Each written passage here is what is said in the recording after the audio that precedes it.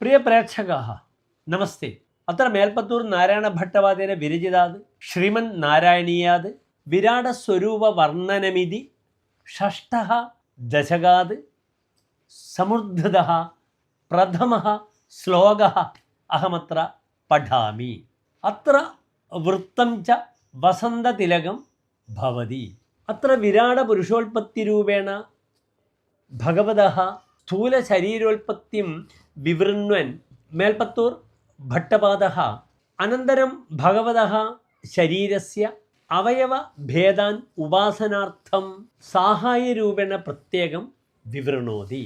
ഏവം ചതുർദശ ജഗന്മയതാം ഗതസ്യ പാതാളമീശ തവ പാദതലം വദന്തി പാദോർധ്വദേശമപി ദേവ രസാതലം തേ ഗുൽഫദ്വയം മഹാതലമദ്ഭുതാത്മൻ.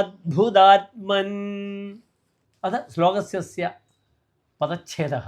ഏവം ചതുർദശ ജഗന്മയതാം ഗതസ്യ പാതാളം ഈശ തവ പാദതലം വദന്തി പാദോർധ്വദേശം അപി ദേവ രസാതലം തേ ഗുൽഫദ്വയം ഖലു മഹാതലം അദ്ഭുതാത്മൻ.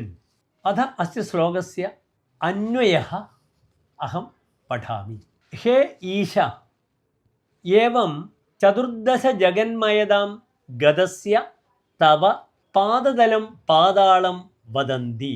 ഹേ ദേവ, തേ പാദോർധ്വദേശം അപി രസാതലം വദന്തി.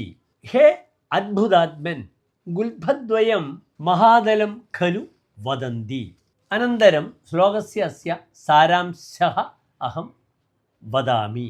ഇത്തം ചതുർദശ ജഗതാം രൂപം പ്രാപ്തം ഭവതഃ പാദതലം അതല സുതല വിതലാദി പാതാളമിതി കഥ്യതേ.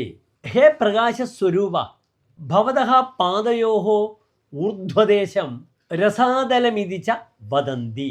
ഭോ അദ്ഭുതരൂപൻ, ഭവതഃ ചരണാഘ്രിദ്വയം മഹാതലമിതി ച വദന്തി. ധന്യവാദः.